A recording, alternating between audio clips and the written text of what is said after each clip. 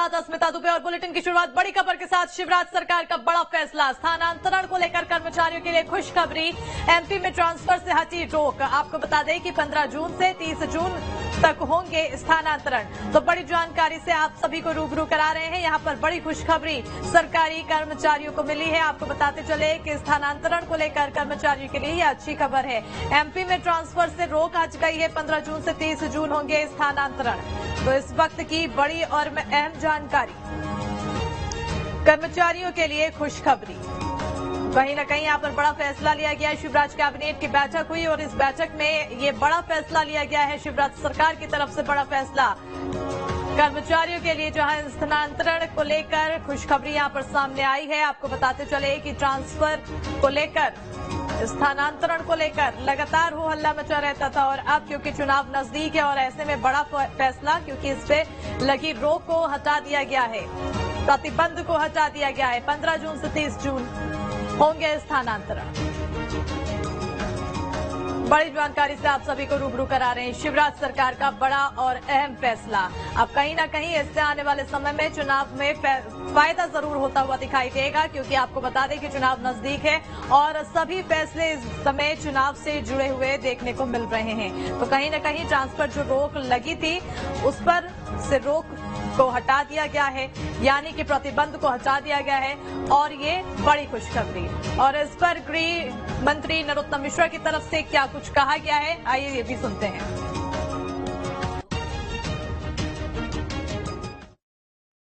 15 से 30 जून के लिए स्थानांतरण जिले के अंदर का खोलने का मुख्यमंत्री जी ने आदेश किया है। 15 से 30 जून के लिए स्थानांतरण जिले के अंदर का खोलने का मुख्यमंत्री जी ने आदेश किया है। और ज्यादा जानकारी के लिए हमारे साथ हमारे सहयोगी जितेंद्र जुड़ चुके हैं फोन लाइन पर। जितेंद्र, स्थानांतरण को लेकर यहाँ पर बड़ा फैसला सामने आया है, बड़ी खुशखबरी। बिल्कुल, देखिए स्थानांतरण को लेकर एक फैसला निकल कर आया है और जाहिर सी बात है कि ये चुनावी वर्ष है और ऐसे में चुनावी वर्षों के अंदर 3 साल से फील्ड पर रिपोर्टिंग करने वाले, फील्ड पर रेडियो के तमाम जो अफसर होते हैं, अधिकारी होते हैं, कर्मचारी होते हैं, उनका जो स्थानांतरण है वो दूसरे जिलों में किया जाता है। क्योंकि चुनाव के समय ये किसी भी प्रकार की बाधा पैदा ना कर सके और कोई आरोप प्रशासनिक कार्रवाई पे ना कर सके, इस कारण ये व्यवस्था की जाती है।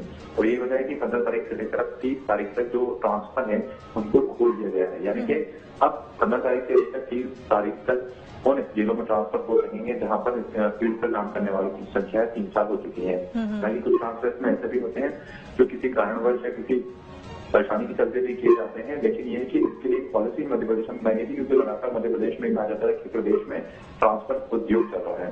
जिसके बाद एक पॉलिसी तैयार की गई और उस पॉलिसी के आधार पर जो ट्रांसफर प्रक्रिया है वो की जाती है, जिसमें 3 वर्ष एक जगह पर करने वाले जो व्यक्ति है उसको दूसरे जिले में भेजना पड़ता है। और यही वजह है कि आज सरकार ने ये जो पॉलिसी है इसको खोल दिया है। यानी कि 15 तारीख से लेकर 30 जून तक मध्य प्रदेश में अलग अलग जिलों में जिलेवार जो ट्रांसफर है वो हो सकेंगे। बिल्कुल जितेंद्र, अब इस फैसले के दायरे में, क्योंकि जो कर्मचारी हैं उनके लिए अच्छी खबर है, कौन कौन से क्षेत्र के कर्मचारी इस दायरे में आते हैं?